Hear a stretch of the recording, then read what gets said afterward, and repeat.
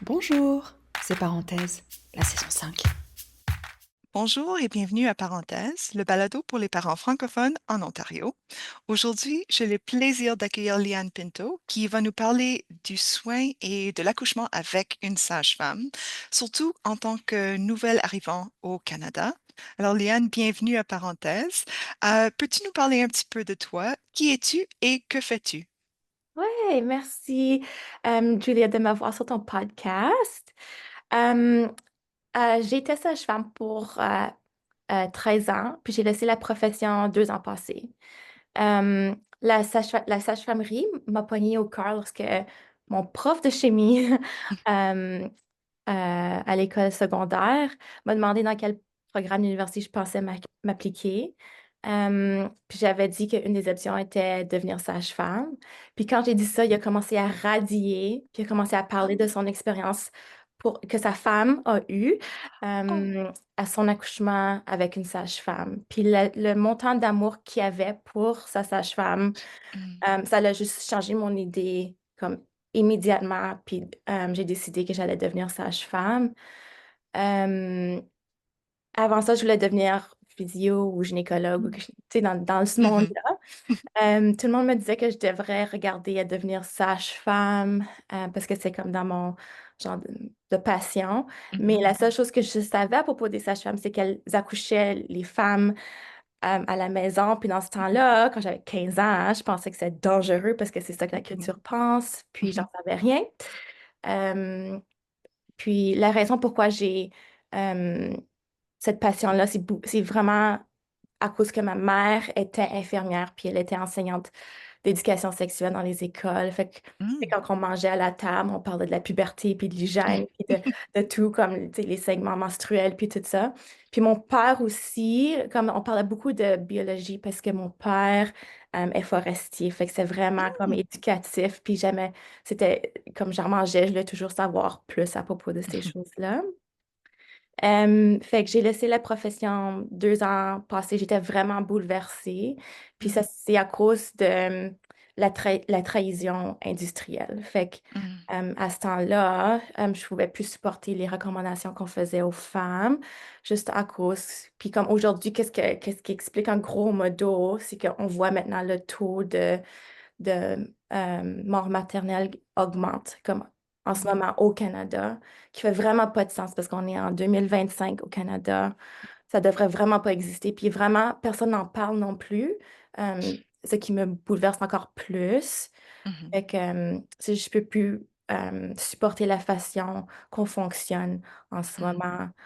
Euh, Fait que qu'est-ce que je fais en ce moment, c'est juste éduquer les femmes ou n'importe qui vraiment, les parents, à naviguer le système de santé avec plus de confiance et d'autonomie, puis de juste savoir que son intuition, comme c'est, guide-toi avec ton intuition, demande des mhm, questions, puis comment être ouais, plus confiant dans le système avant que tu fasses une décision pour toi, mhm, ton corps, ta famille, tes enfants.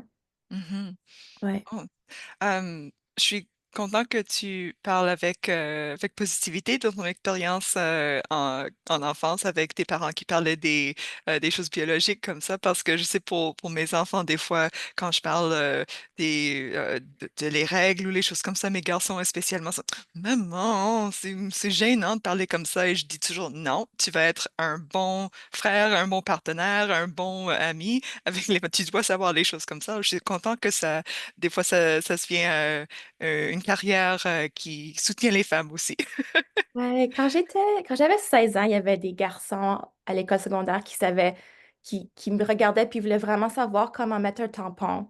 Fait que j'ai Ah, sorti un de mes tampons puis j'ai comme montré, comme juste dans l'air, oui, comment, puis c'était vraiment par curiosité, comme c'était pas comme, oui. ils voulaient juste savoir puis c'est juste, c'est de la façon que j'ai été enseignée, c'était euh, sans On ne ce doit genre. pas être gêné, oui. Ouais, exactement. Fait que, C'est mieux ouais. que j'ai vu un vidéo sur Instagram l'autre jour, c'était un jeune homme de comme 25 peut-être ans qui voulait savoir comment les femmes utilisent un tampon. Alors il a sorti le tampon et puis il a mis comme tout avec l'applicateur dans une bouteille d'eau. Il disait, mais ça ne fonctionne pas, ça. tu dois l'enlever de l'applicateur. Mais les choses comme ça que les garçons n'apprennent pas. Et puis, Mhm. on devrait éduquer mieux ben, tout le monde, tous les enfants, mais les garçons aussi devraient savoir des choses comme Ouais. ça. Oui. Même les filles avant qui ont leur première Mm, menstruation. Comme je sais que c'est la première fois que tu vas avoir ta menstruation, tu vas pas utiliser un tampon, mais mhm. euh, juste à 9 ans, j'avais des questions à ma mère, puis Oui, j'étais comme, comment est-ce que ça sort le sang? Tu sais, oui. ouais. Comme tout d'un coup, ou comme juste des petites gouttes, ou qu'est-ce qui se passe? Tu sais? Mhm. Ouais. Ouais. Et il y a beaucoup plus d'options. Je sais que cet épisode n'est pas sur les menstruations, mais c'est intéressant. Il y a beaucoup plus d'options pour les filles et les femmes, les gens qui ont des règles maintenant. Comme j'avais dit Mhm. à ma fille, elle a seulement 8 ans, elle n'a pas commencé ses règles, mais comme on a les petites culottes que tu peux porter, tu ne dois pas Ouais. mettre quelque chose de différent. Tu peux aller nager avec, il y a des maillots de bain spéciaux. C'est vraiment cool qu'on a plus Ouais. d'options que dans mon jour. Comme Ouais, ça, me fait ouais, que sentir pour très nous, vieille. ouais. Oui. Bon, pour en retourner à notre sujet, Mhm. euh, est-ce que tu pourrais parler à nos auditeurs juste des soins des sages-femmes comme en général?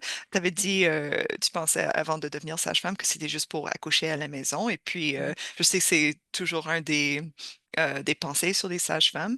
Mais qu'est-ce qui diffère avec les soins avec un médecin de famille ou un obstétricien, les choses comme ça? Ouais, fait que grosso modo, les sages-femmes offrent des soins de santé primaire comme les docteurs de famille accoucheurs, vraiment. Euh, les sages-femmes offrent le même taux de visite, le même test de dépistage, échographie, etc. Ce qui diffère, c'est vraiment les piliers de la sage-famerie. Fait que ça, c'est les trois gros piliers, c'est le choix informé, la continuité des soins et le choix du lieu de naissance. Mhm. Fait que le choix infirmier veut dire que toutes les femmes vont faire des choix pour tous les tests qui sont faits durant la grossesse. La sage-femme va s'asseoir, va parler des facteurs de risque que la cliente a ou elle n'a pas. Euh, qu'est-ce qui arrive si le résultat revient positif ou négatif? Qu'est-ce que ça veut dire pour la grossesse? Fait, à la fin, c'est la cliente qui fait la décision si elle veut faire le test ou non. Mhm. Fait que ça, c'est le choix informé. Ça continue aussi dans les soins postpartum, puis durant la grossesse aussi. Euh, durant l'accouchement. Fait qu'il y a toujours des choix. Mhm. Euh, fait que la deuxième chose, c'est la continuité des soins. Fait que ça veut dire que habituellement, pas toujours, mais on va dire 90% du temps ou plus, la cliente connaît la sage-femme qui l'accompagne à l'accouchement. Fait que c'est pas comme un genre de shift euh, où tu sais, l'infirmière elle change à chaque fois, puis Mhm. le docteur change à chaque 12 heures ou 24 heures ou quoi que ce soit. Mhm. Ça va changer comme tu sais, le matin avec un autre sage-femme qui la connaît.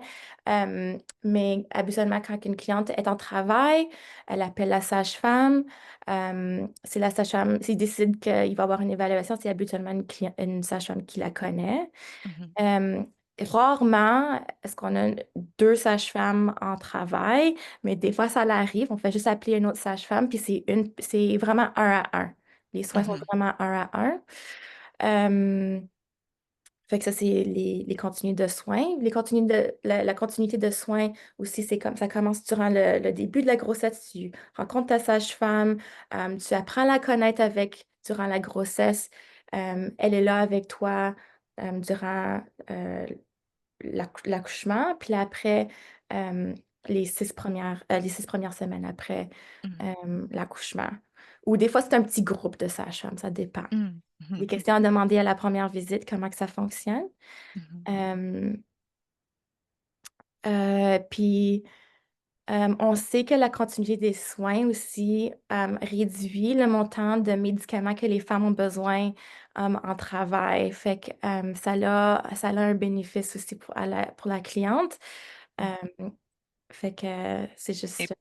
et pour le système de santé, que Ouais, ça réduit les coûts aussi, le montant que on doit payer d'avoir ouais, les accouchements avec les sages-femmes, oui. ouais. Ça démontre tu sais, le confort, le support, le montant de... ça démontre ça. Fait que Puis si une femme peut vraiment s'expliquer puis être plus vulnérable durant son travail, elle va demander moins pour l'épidurale, elle va se mettre dans le bain, elle va s'exprimer. Mhm. Fait que c'est ça que ça démontre, la continuité des soins. Mhm. Ouais. Euh, et puis, je sais que j'ai reçu cette question souvent quand j'étais sage-femme.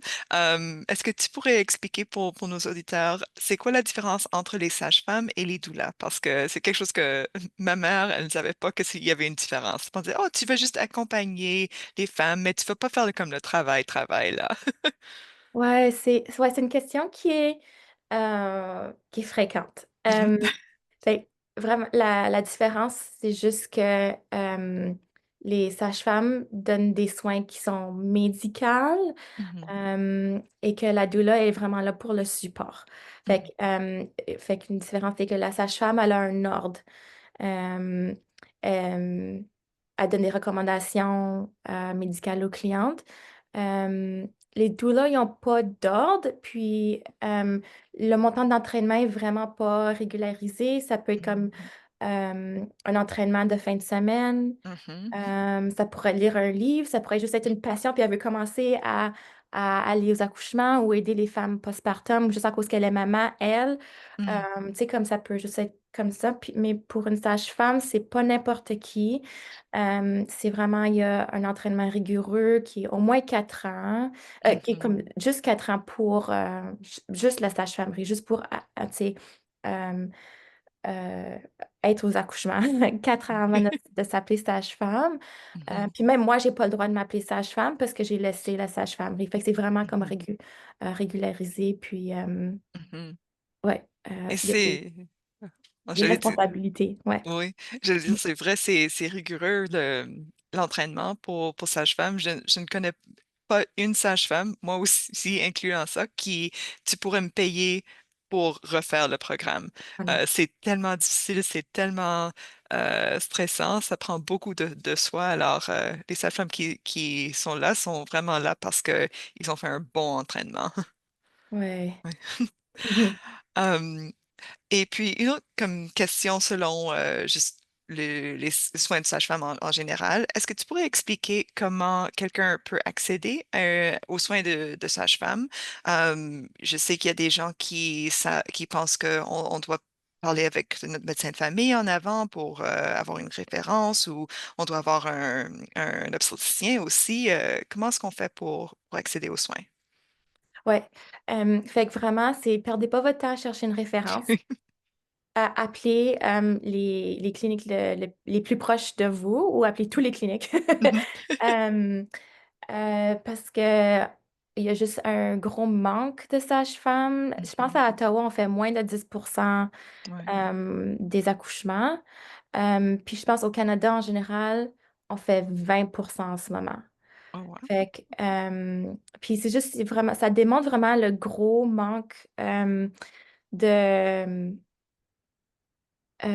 de prestataires de soins Mhm. primaires qu'on a au Canada. Enfin, on a un gros manque de docteurs de famille, on a un gros manque de sages-femmes. Fait Mhm. qu'en ce moment, c'est les chirurgiens, les spécialistes qui font comme à peu près peut-être 70% des accouchements. Mhm. Euh, fait que c'est de la façon que ça fonctionne en ce moment. Fait que c'est juste ne tardez pas à appeler tout de suite. Des fois, Mhm. comme même si vous apprenez c'est quoi une sage-femme à comme 34 semaines, vous pouvez toujours essayer d'appeler parce que Mhm. j'ai eu des clients dans le troisième trimestre, puis je les ai pris parce que j'ai pu. Ça Mhm. change tout le temps, comme essayer, comme, ess- euh, laissez pas votre chance juste à cause que vous avez appris que quelqu'un d'autre n'a pas eu une sage-femme. Comme vous pouvez toujours Mhm. essayer puis voir, puis rencontrer la sage-femme, décider qu'est-ce que vous voulez, tu sais. Mhm. Ouais. Et t'en as parlé un petit peu de ça, mais est-ce que sont quoi les obstacles aux soins de sage-femme? Il y en a pas assez, mais il y a surtout des autres aussi. Ouais, il y a pas autant de cliniques de sage-femme, il n'y a pas autant de locations que Mhm. comme les docteurs. Fait que les docteurs sont comme à chaque coin de bloc, tu sais, comme ils sont partout dans la ville. Puis juste à Ottawa, on a juste 4 cliniques physiques. Tu sais, fait que c'est pas éparpillé comme comme les docteurs de famille. Fait que ça peut être moins accessible pour certaines clientes qui ont peut-être pas d'auto ou accès à l'autobus et des choses de Mhm. même. Il y a certaines sages-femmes, mais c'est juste un petit montant de sages-femmes qui fait, ils vont euh, trouver les clientes. Fait que c'est pour Mhm. les femmes qui ont pas accès aux services comme ils peuvent même pas se rendre à aucune clinique. Il y a Mhm. certaines sages-femmes comme à Ottawa c'est des sages-femmes qui travaillent pour les femmes à haut risque, où est-ce qu'ils vont Mhm. aller trouver les clientes chez eux, comme n'importe où, comme ça. Mhm. Fait que il y a des façons où est-ce que les sages-femmes peuvent travailler de façon différente, mais pour la majorité des femmes, des fois la location peut être difficile. Mhm. Euh, ouais. Ouais. Euh, alors maintenant, j'aimerais tourner pour les considérations spéciales pour les nouveaux arrivants au Canada. Mhm. Euh, et comme les réfugiés ou ceux qui demandent l'asile, peux-tu en parler un petit peu de les soins de sage-femme pour ces groupes de la population? Ouais. Fait que les réfugiés peuvent recevoir des soins de sage-femme ou de docteur gratuitement. Mhm. Fait que ça inclut aussi les prélèvements de sang, les échographies euh, pour les réfugiés. Mais pour Mhm. les immigrantes Mhm. qui sont des résidents de l'Ontario, Mhm. Euh, ils peuvent avoir des soins de sage-femme gratuitement, pas nécessairement des soins obstétricaux ou Mhm. médicaux gratuitement. Fait que pour ces clientes-là, qu'est-ce que ça veut dire? C'est qu'elles peuvent avoir un accouchement à la maison, gratuite, les visites avec la sage-femme gratuitement, mais les échographies, les prélèvements de sang, Mhm. les consultations, un Mhm. accouchement à l'hôpital, la péridurale, une césarienne coûte euh, tout de l'argent. Mhm. Euh, fait, fait que des fois, ça cause ça change les choix un peu, de Mhm. qu'est-ce qu'elle peut avoir. Mais ouais, il y a une différence entre les immigrants et les réfugiés. Mhm. Mhm. Ouais. C'est une bonne distinction d'abord, mais je suis toujours content que c'est toujours couvert par la province que les gens peuvent accoucher avec une sage-femme, même s'ils n'ont pas leur OHIP, ils peuvent toujours avoir quelqu'un là pour leur aider et puis pour naviguer le système de santé aussi, parce que c'est vraiment compliqué, spécialement si tu ne parles pas anglais ou français et les choses comme ça. Ouais. Mhm. Euh, et est-ce que tu as comme, des histoires ou des autres pensées sur comme les complications qu'on voit, qu'il y a certains services qui sont couverts, mais certaines qui ne sont pas? Comment est-ce que ça se présente dans la population? Euh, Ça peut rendre les choses un peu plus compliquées, savoir comment naviguer les soins. Mais généralement, une sage-femme va recommander à la cliente de faire un plan financier avec l'hôpital. Si elle le fait avant l'accouchement ou une complication qui arrive, c'est plus en ordre, c'est plus clair. L'hôpital sait qu'il y a un plan pour qu'elle soit Mhm. payée, que tu sais, les personnes soient payées. Fait que, euh, ça rend les choses beaucoup moins compliquées quand il y a un plan à Mhm. l'avance. Euh, ouais, comme Ouais, si c'est clair, comment que la cliente se présente, et qu'est-ce qu'elle peut offrir, comment elle peut payer, ça rend les choses beaucoup plus faciles. Mhm. D'accord, Mhm. merci. Euh, je n'aime jamais finir sur une note négative et c'est un peu négatif de penser qu'on doit, même en 2025, on doit penser au financement pour les soins de santé. Alors, j'aimerais te poser une dernière question. Dans un monde idéal, à quoi ressemblera les soins de maternité? Qu'est-ce que tu aimerais qu'est-ce que tu aimerais voir changer dans notre système qu'on a ici en Ontario? Ouais, j'aimerais vraiment voir le choix informé comme un vrai choix informé, que ça soit plus accessible. que les femmes se sentent plus supportées, moins seules, des soins en groupe, pour Mhm. qu'elles se sentent moins seules comme quand que j'enseigne, c'est en groupe. Puis après, une personne demande une question, mais là, après, tout le monde Mhm. euh, comme leur taux d'anxiété descend juste à cause qu'une personne a demandé une question. Fait que tu vois que tout le monde pense la même chose, se sent seul dans le système.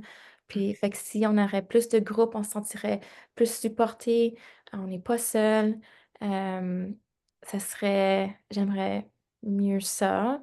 Mhm. J'aimerais aussi qu'il y ait une plus grosse approche sur l'aspect holistique et plus fonctionnel au lieu de comme un aspect plus comme si vraiment fondé sur euh, la pharmacologie en premier. Mhm. Fait que Mhm. j'aimerais mieux que ça soit plus holistique, comme quoi d'autre qu'on peut faire pour le diabète, tu sais? Oui. Comme par exemple, là, mais pour toutes les choses aussi, j'aimerais Mhm. mieux voir ça. Mhm. Ouais. Oh, c'est vraiment beau. J'aimerais ça aussi. Ouais. Bon, pour terminer le balado, j'ai toujours une question. Si l'invité est parent, je leur demande, c'est quoi ton plus beau souvenir en tant que parent? Mais comme tu n'es pas parent, j'aimerais te demander de ton enfance. Est-ce que tu pourrais partager un moment ou un souvenir heureux de ton enfance? Ouais, c'était vraiment les soupers, les Oui? conversations qu'on avait en famille. Puis quand on est devenu ado, parce que j'ai une sœur, on invitait comme nos amis. Puis mes parents nous faisaient des gros soupers à la fait maison. Puis on parlait de toutes les choses qui arrivaient à l'école, euh, la santé, comme même la biologie. Puis tout ce qu'on parle, comme avec ma mère, puis moi qui demandais toutes les questions. Ces choses-là, c'était juste ouais, les discussions au souper. Non, c'est Euh, vraiment beau, oui.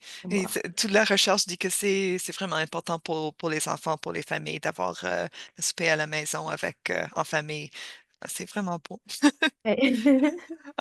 Ouais, merci énormément, Liane. C'est un grand plaisir de parler avec toi. Et c'est toujours un plaisir de parler avec toi. Et puis, à tous nos auditeurs, on espère que vous avez aimé cette conversation et peut-être qu'on pourrait avoir Liane retourner pour un autre épisode en parlant d'autres aspects de soins de maternité et de postpartum. Alors, merci encore une fois, Liane. Merci à toi. C'était Parenthèse, votre balado à destination des parents francophones en Ontario. On espère vous revoir pour le prochain épisode. À bientôt!